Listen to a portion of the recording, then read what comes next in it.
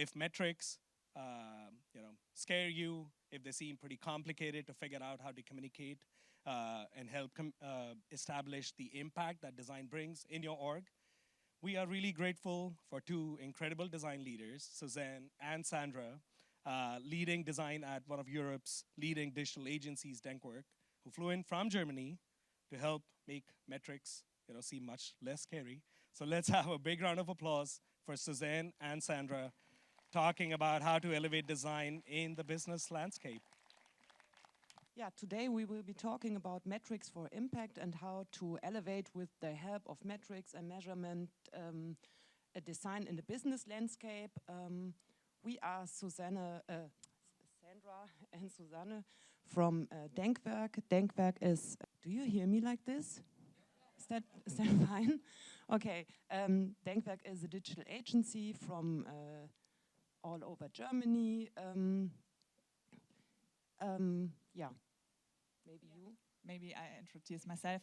So good morning, everyone. I'm Susanne. I'm Experience Design Director at Denkwerk at the agency. And I started my career actually in visual design. 25 years ago, I started as a broadcast designer or a television designer. And went on with interface design, then came to UX, and after all, I'm now in service design and strategic design. And what I recognized in my career is that it often was really frustrating and hard to change anything and to have actually impact. So especially as a television designer, I mean, one goal was to make people reading the credits, the end of the movie. I mean, stupid me, it doesn't work, and it even was not measurable. So now I'm a service designer. I worked in a lot of disciplines, design areas, and I think now I'm on my way to learn to make the tools that I need or to develop the tools I need. And that's what we want to show today. Yeah, my name is Sandra. I'm coming from a complete different direction. I studied linguistics and then started in a business consultancy. And then from that business consultancy background, moved to strategic design and service design, and this is what I'm doing now. And what I realized coming from that completely different background was always that communication is kind of the key. So communication not just within the team, but between different departments, between stakeholders, and that the right communication, communicating shared values, communicating shared goals, is pivotal for pulling into the same direction, making teams pull into the same direction, and bringing projects forward.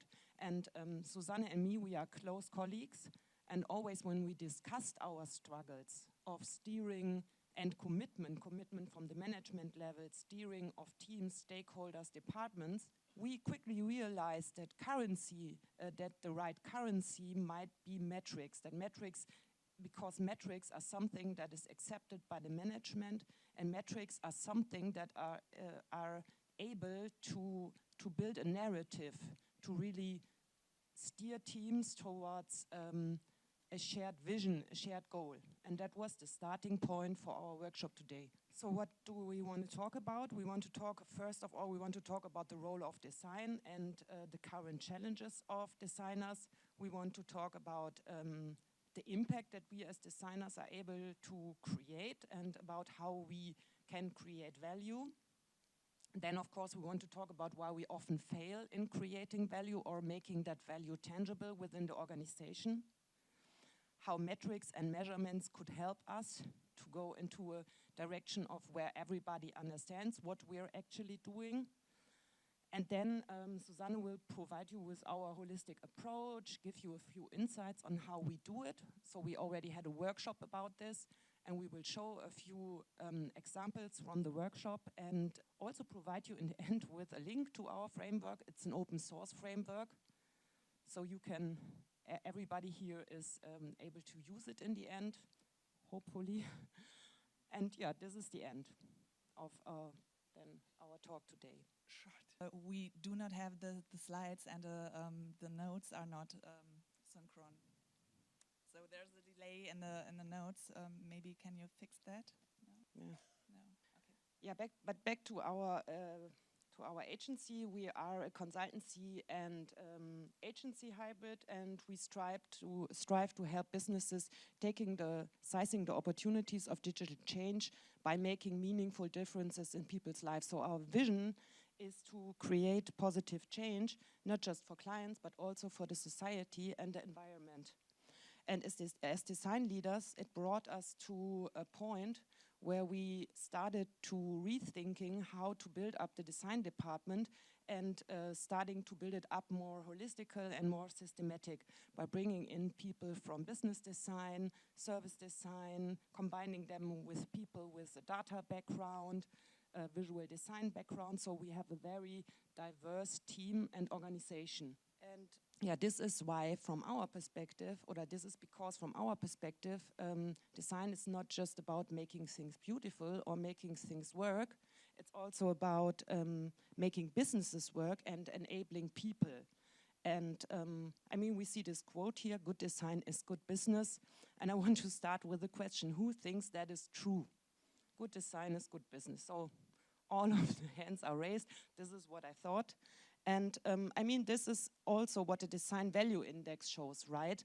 So companies that embrace design, that really work with the design mindset, they are able to grow faster, they are able to have higher margins, they are able to recover in times of economic downturn, they are able to recover more quickly, right? So studies, for example, from the UK Design Council or from McKinsey, they also show that companies who are design-led really create a bigger shareholder value, up to 56%, I think, which is quite impressive, right? And that brings me to question 2. Who believes that the top management of their company also rates the impact of design so highly? Yeah. This is, vielleicht geht's mal weiter. This is also what studies show. So a study of McKinsey and also other studies show, this one was done in 2020. Out of 1,700 companies, 90% weren't able to realize the full potential of design. And the main reason for that was because they didn't understand the role of design and what impact designers could create within their organization. And they weren't able to include design leaders into a valuable conversation of where to head with the company. And this is why we as designers need to make our impact more tangible and show what we actually do. But, and this is what this emoji stands for, that is not so easy in today's VUCA world, like where we face volatility, uncertainty, complexity, and ambiguity. And where change is the only constant we designers are facing. But it's a twofold challenge. I mean, on the one hand, we need to make our impact more tangible. We need to speak to the management, right? But on the other hand, it's getting more and more complex. So there are more forces and factors playing into what we do as designers.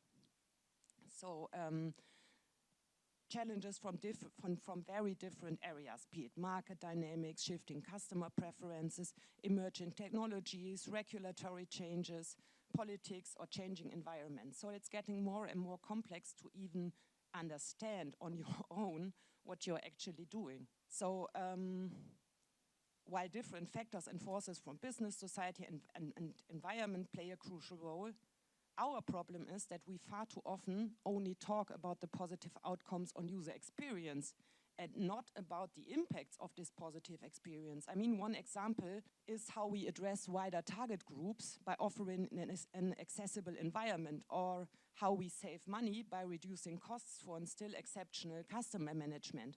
I mean, these are examples of our impact. And this is why, from our perspective, we need to think more systematically about how we create a holistic picture of what we achieve in different areas. not just for users, but above all for the business and sustainability of the company. And moreover, we need to make that achievement tangible and accessible.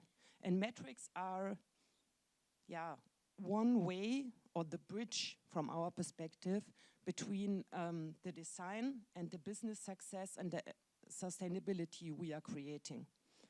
And as a currency that is accepted by the management, they provide a compelling way to showcase the importance of design and quantifying its effects on the areas that are pivotal, not just for the success of our product, but also for the success of the whole company, right? I mean, but we already try to do this, so everybody tries to do it, and we also did it.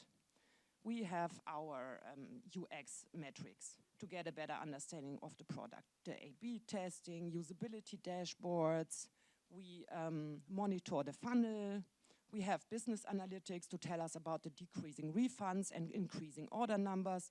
We have marketing and search engine numbers to see our Google visibility and how we win more customers with our campaigns.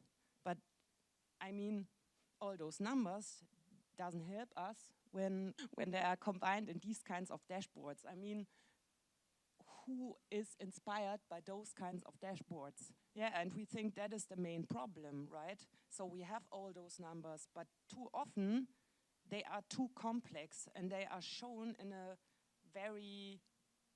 way that is not really applicable to what managers want to see, right?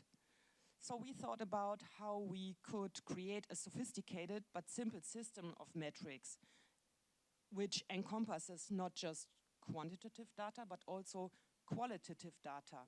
And from our perspective, the missing links we needed to fix somehow were, as I said, the different not aligned data sets that need to be collected. Then, and this is also quite a big problem, our focus on operational goals without really having these strategic goals in mind. So, I mean, data for us is often about optimizing certain things, optimizing certain features, optimizing conversion rates.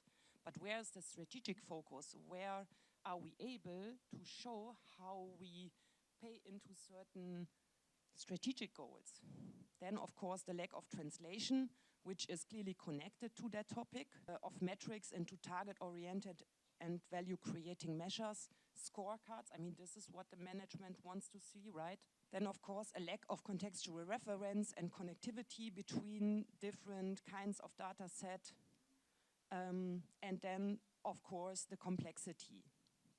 Not just the complexity of the data dashboards, but also the complexity to pull out of all these data out of the different systems and to bring them together.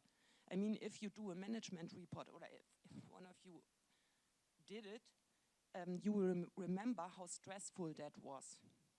So this is also a problem. If it takes you a month to do a data report, you're not really motivated to do it very, very often. So if we want to have our stand at the management table and be able to better prove our impact holistically, then we need to use our metrics as an instrument for strategic management decisions and make these metrics persuasive and digestible. And for that, we need something additional. We need actionable metrics for impact that steer our teams towards value creation. And we need a better understanding of how to bring all those metrics together.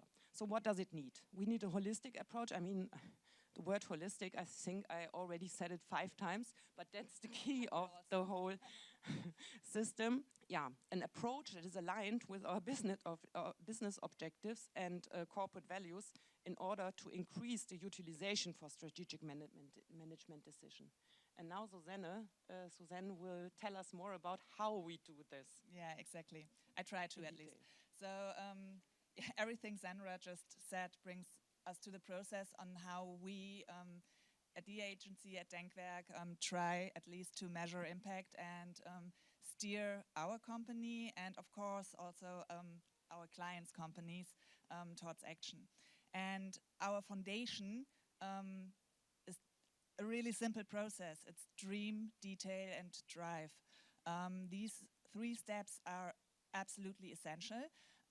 Essential in that way that, the steps are interconnected within a process, and this process brings different teams together. And it starts actually with the vision or with the big dream, because without ambitious goals, you cannot achieve quality. So dream actually is key to a strategy, and you need to achieve agreement and alignment for ambitions and impact that needs to be increased. So easy said, but how can you do that? So it's quite easy. Actually set your goals, recognize the right signals that lead to success, and translate these to a North Star that actually leads your team. Once you've done that, you start to detail, means you start to build up a metric system. And this metric system, it's not about touchpoint specific optimization or about UX improvements. They are super important, of course, but they happen in the product teams. And this is more about making the impact visible, measurable, and in the end, telling a good story. So a story that actually resonates with a lot of people. As example, take a reusable package. A good checkout for this reusable package, of course, is necessary on the retailer's website. But the impact in the end is just noticeable along the whole journey and along all touch points. Means this product and the handling with the product needs to be convenient in really every single step, because otherwise people won't use it. When it's not convenient, they toss it away. And that's the important thing about the circular economy, that it gets standard, that it gets like routine. And these are the figures you want to show the upper management and the business people.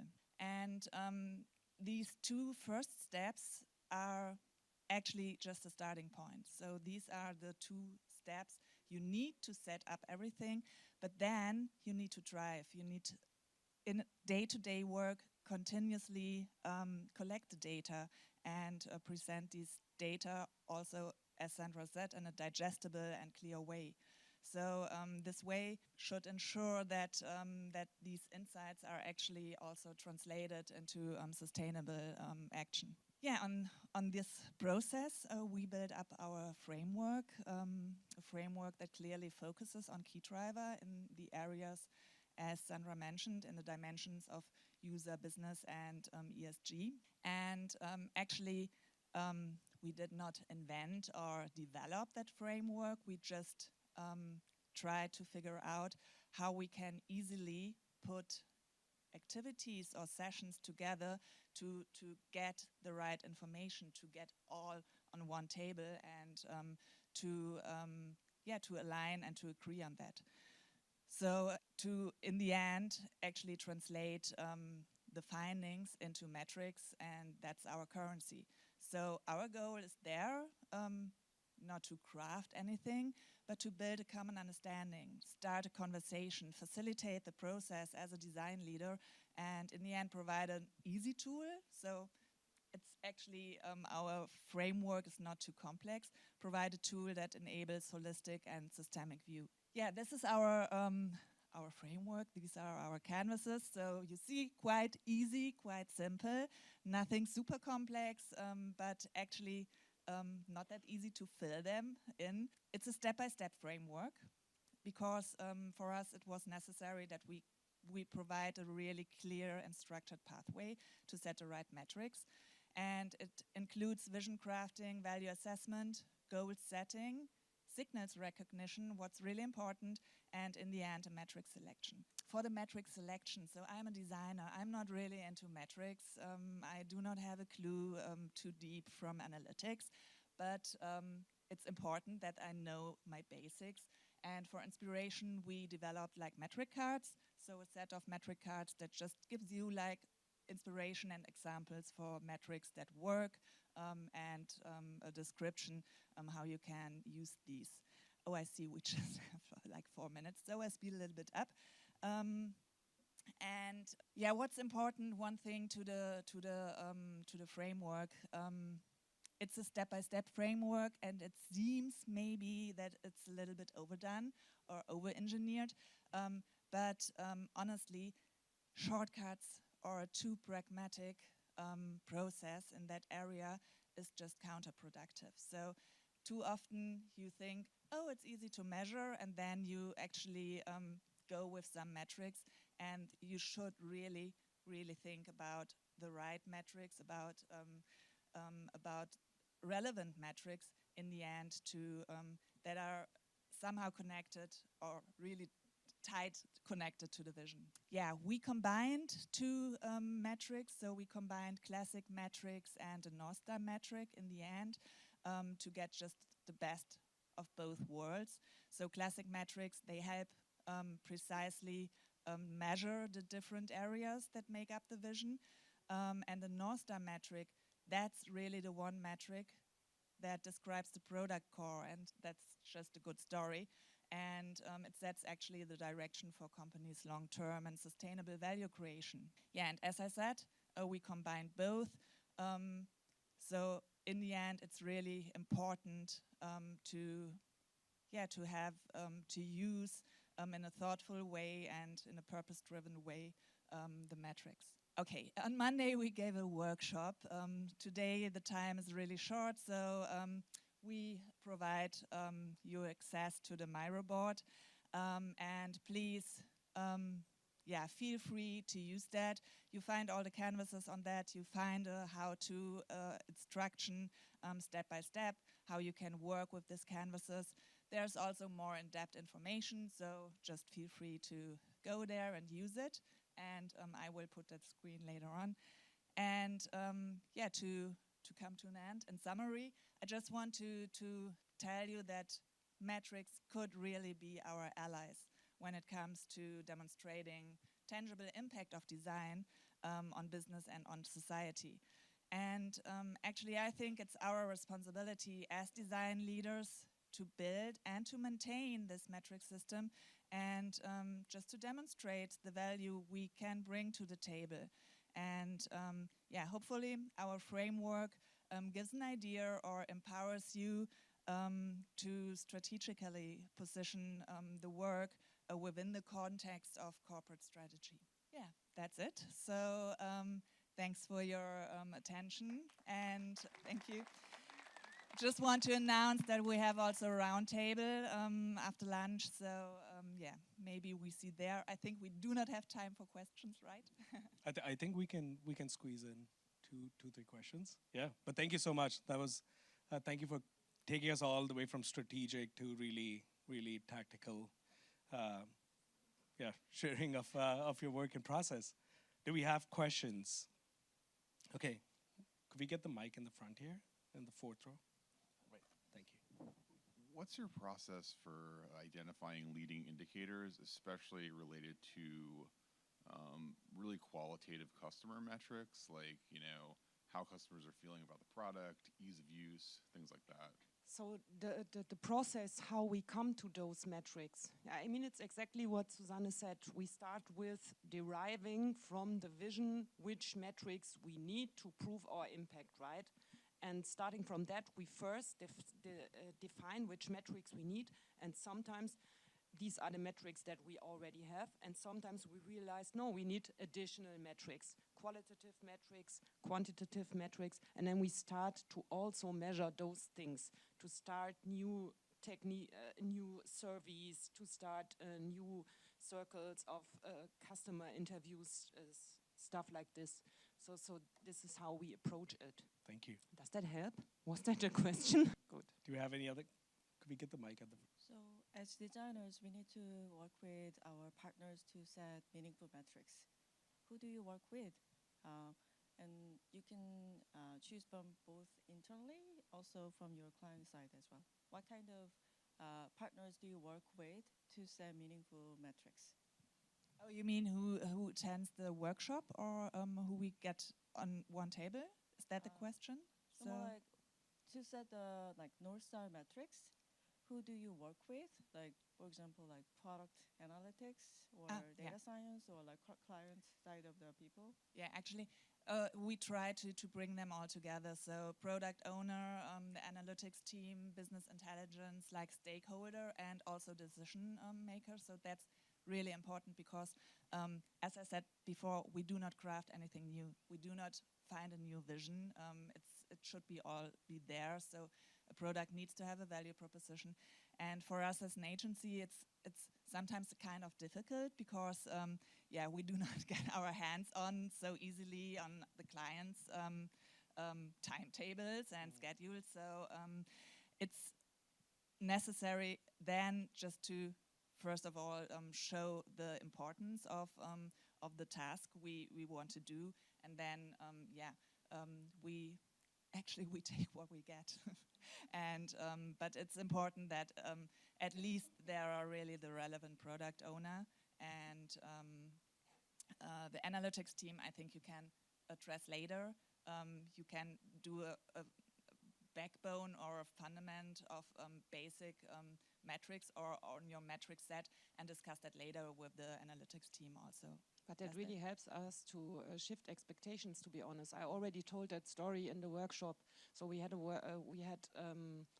meeting with about this metrics thing, and it was the product owner, the designers from our design team at the client, and they asked the management director to attend the meeting. And he was like, when we were presenting, he heard something about design metrics. He was doing his emails. You could clearly see it was a remote meeting. He was doing something different. And then after 10 minutes, he was like, wait, what is that? And then he at a point, he understood what we were talking about, and he said like, what?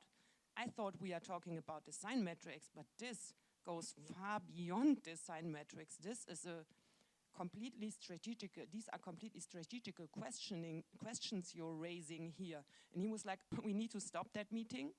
We need to meet next week with different people. So I completely underestimated the topic, but this sounds interesting. And then we met again 1 week later, and then the relevant stakeholders were on the table. And it was a complete shift. So till that point, we were often only working with the design team and the product owners.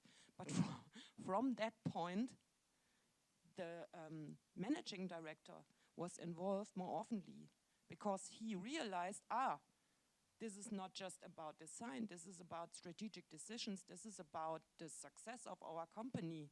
And that really helped to bring the topic to the next level in this company. It was a smaller manufacturing company, like they're just building up the design team, and that was a shift for us. That was really bringing the topic to the next level, and it was good. So that is what we're trying to do here. Amazing, great question. Thank you for that. Let's have a big round of applause for Susanne and Sandra, and they'll be hosting a roundtable at lunch. Thank you so much. Before we leave stage, I just want to thank you for the opportunity to be here, and it's a fantastic summit, really. Thank you so much.